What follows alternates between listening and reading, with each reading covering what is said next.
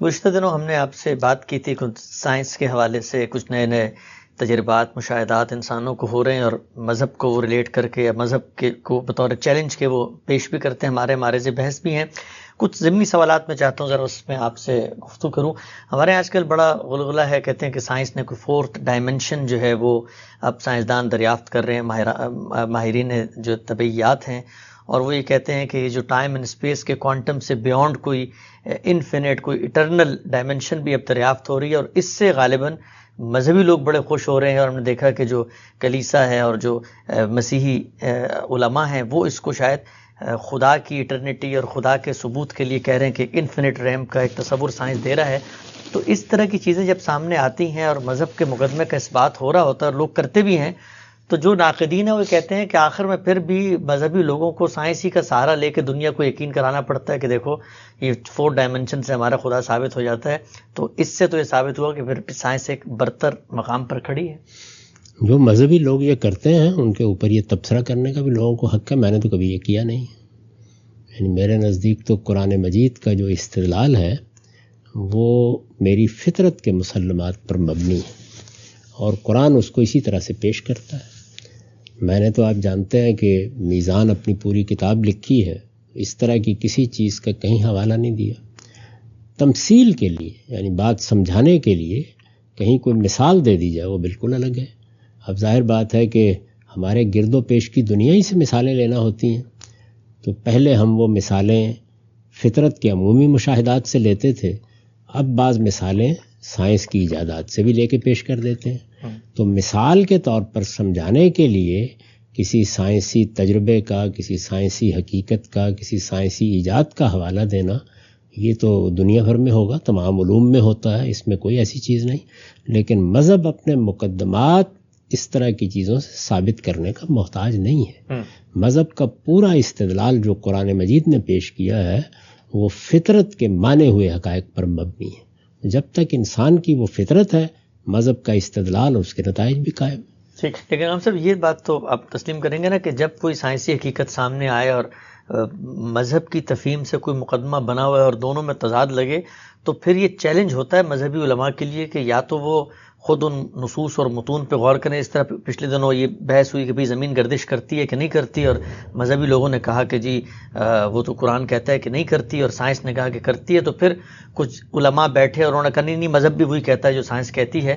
تو چیلنج تو باہر کیف ہے نا کہ سائنس جیسی ڈیولپمنٹ پیدا کرتی ہے تو مذہبی علماء کو باہر کیف اگر تضاد ہے تو یا تو اس تضاد کی کوئی قرآنی بنیاد واضح کرنی پڑے گی، نہیں تو کوئی تطبیق پیدا کرنی پڑے گی۔ نہیں، اصل میں دیکھیے ایک چیز ہے قرآن مجید، اس میں اور انسانی علم کے حاصلات میں اگر وہ علم بن جائے، یعنی ایک ہے نظریات وہ تو رہتے ہیں، تو اس میں تضاد ہو کیسے سکتا ہے؟ تو ممکن ہی نہیں ہے۔ انسان بہت سے تصورات قائم کر لیتا ہے، کیونکہ قرآن مجید خود تو نہیں بولتا۔ تو آپ نے قرآن مجید پڑھا، آپ نے پرانی یونانی علم کا مطالعہ کیا، آپ نے دنیا بھر کے اندر کے علوم فنون پڑھے، تو بہت سے آپ کے تصورات ہوتے ہیں جن کو ملا کے خود آپ نے اپنا ایک علم کلام بنایا ہوتا ہے، اس سے تضادات پیش آ جاتے ہیں۔ اچھا، تو یہ مذہب میں بھی کرتے رہنا چاہیے۔ آپ جانتے ہیں کہ میں نے جب مذہب پر لکھا ہے اور خاص طور پر اپنی کتاب میزان میں جب پورے مذہب کی تفسیر کی ہے تو خاص طور پر یہ جملہ لکھا ہے کہ اس میں فقہ، کلام، فلسفہ اور اس طرح کی چیزوں سے مذہب کو الگ کر کے پیش کیا گیا ہے۔ کیوں یہ ضروری ہے؟ یہ نہیں کہ میں اس میں 100% کامیاب رہا ہوں گا، ہر صاحب علم کو یہ کوشش کرنی چاہیے، کیونکہ جیسے ہی اس طرح کی چیزیں ہم اس کے ساتھ ملا دیتے ہیں تو کچھ دیر کے بعد وہ چیزیں انسانی علوم ہوتے ہیں، ان میں کوئی غلطی سامنے آ جاتی ہے۔ اگر آپ اس موقع کے اوپر اصرار کریں گے تو گویا مذہب کو شکست ہو جائے گی۔ نہیں، اپنی غلطی کی اصلاح کر لینی چاہیے۔ اس لیے میرے نزدیک صحیح بات وہی ہے جو ابن تیمیہ نے کہی ہے کہ جیسے ہی اس طرح کی کوئی چیز سامنے آئے تو فوراً غور کرنا چاہیے کہ کوئی ہم غلط رائے تو نہیں قائم کر بیٹھے، اور انسان اپنی غلطیوں کا اعتراف کرتا رہے، صحیح باتوں کو قبول کرتا رہے، بار بار اللہ کی کتاب کی مراجعت کرتا رہے۔ سائنس کیسے ترقی کرتی ہے؟ یعنی جو پہلے سے چیزیں آپ مان رہے ہوتے ہیں ان کو چیلنج کرتے رہتے ہیں نا، تو اللہ کی کتاب میں بھی اپنے فہم کو چیلنج کرتے رہنا چاہیے۔ اگر آپ یہ کام کریں گے تو آپ کو کبھی یہ مشکل پیش نہیں آئے گی، مجھے تو کبھی پیش نہیں آئی، اور مجھے اس طرح کے اکتشافات سے کوئی بہت دلچسپی نہیں ہوتی۔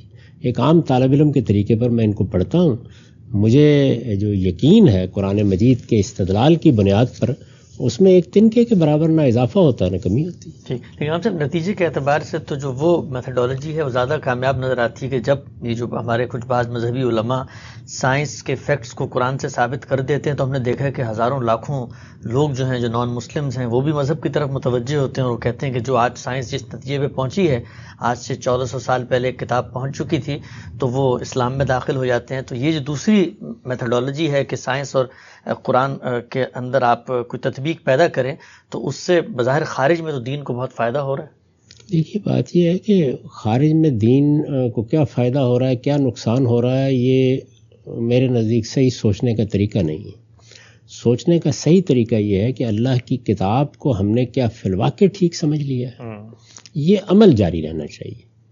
تو ایسا ہو سکتا ہے کہ ہمارے سامنے ایک حقیقت آئے اور ہم نے اس سے پہلے ایک غلط تصور قائم کیا ہوا ہو, ہم اس پہ نظر ثانی کر لیں گے, اس کو دیکھ لیں گے دوبارہ. قرآن مجید کوئی سائنس کی کتاب نہیں ہے, نہ وہ لوگوں کو سائنس پڑھانے کے لیے نازل کیا گیا ہے. وہ فطرت کے سادہ استدلال پر اپنا مقدمہ پیش کرتا ہے. انسان کو جو علم دیا گیا ہے اسی سے وہ ہمیشہ دلیل لاتا ہے اور اس کی بنیاد پر اپنی پوری کی پوری دعوت آپ کے سامنے رکھ دیتا ہے. یہ اس نے کام کر دیا. اب چونکہ وہ اللہ کی کتاب ہے تو اس لیے کسی جگہ پر تمثیل کے طور پر سمجھانے کے لیے اگر اس کائنات یا انسان کے بارے میں کوئی بات کہی گئی ہے تو وہ بالکل درست کہی گئی ہے. چونکہ وہ بات ایسے اسلوب میں کہی گئی ہوتی ہے کہ اس میں کوئی سائنسی طریقہ نہیں اختیار کیا جاتا. بات سمجھانے کے لیے کہی گئی تاکہ اس وقت کا مخاطب بھی اس کو اپریشیٹ کر سکے. لیکن اللہ کے الفاظ ہوتے ہیں تو جیسے ہی سائنسی طور پر کوئی بڑی حقیقت سامنے آتی ہے تو ہم اس کی طرف متوجہ ہوتے ہیں. ایک طالب علم کی طرح بہت عاجزانہ طریقے سے اپنی غلطی کا اعتراف کرنا چاہیے. یہ ہمارے فہم کی غلطیاں جن میں اس طرح کی چیزیں پیدا ہوتی رہتی ہیں. پہلے ہم کوئی قصہ کوئی کہانی اسے قرآن بنا کے پیش کر رہے ہوتے ہیں. اسرائیلی قصے ہوں گے اور ہم کہیں گے اللہ نے فرمایا ہے. اسی طریقے سے شاعرانہ قسم کی باتیں ہوں گی, صوفیہ کے تخیلات ہوں گے, ہم کہیں گے اللہ نے فرمایا ہے. یعنی یہ ہمارا پہلے کا رویہ ہے جس کی غلطی ہے. اگر آپ نے پہلے مرحلے میں یہ چیز سمجھ لی ہے کہ آپ کو اللہ کی کتاب کے قریب رہ کر سمجھنا ہے جو کچھ بیان کرنا ہے, تو اس میں کوئی شبہ نہیں ہے کہ نیا آنے والا علم بعض اوقات آپ کے فہم کی تصحیح کرتا ہے. لیکن پھر وہ الفاظ ہوتے ہیں جو بول رہے ہوتے ہیں کہ تم نے اس سے پہلے اپنا کوئی تصور, کوئی اپنی روایت, کوئی اپنا قصہ, کوئی اپنا خام خواہ کا تعصب میرے ساتھ وابستہ کر دیا تھا. اس طرح کی تنبیہ دنیا کے ہر علم میں ہوتی رہتی ہے. تو میرے خیال میں اس کی کوشش نہیں کرنی چاہیے. میں نے کبھی نہیں کی, میں اس کو پسند بھی نہیں کرتا. قرآن مجید کو اس کی بالکل پیور صورت میں پیش کرنے کے لیے ہمیشہ استدلال کرنا چاہیے. اور قرآن اپنے استدلال کے لیے خود مکتفی ہے. یعنی اس کو کوئی استدلال مستعار لینے کی ضرورت نہیں ہے. وہ خدا کو منواتا ہے, وہ آخرت کو منواتا ہے. اس کے لیے انسان کی فطرت کے مسلمات سے استدلال کرتا ہے. یعنی وہی حاصلات جو آپ کے باطن کے حاصلات ہیں انہی سے استنباط کر کے وہ حقائق کو بیان کر دیتا ہے. اور اس کو اتنی سادہ بساط پر بیان کرتا ہے, ہر پیچیدگی سے, ہر کج پیچ سے بالکل بالا کر کے, کہ اس کو کسی تغیر سے کوئی تبدیلی آئی نہیں سکتی اس کے اندر. یہ اصل میں جزوی چیزیں ہوتی ہیں جو بعض موقعوں پر ہم نے کسی روایت, کسی قصے, اپنے زمانے کے علم کی بنیاد پر فرض کر لی ہوتی ہیں. تو وہ ہم خیال کرتے ہیں کہ اچھے چیلنج ہو گئی یہ چیز. اپنے فہم کی تصحیح کرنی چاہیے.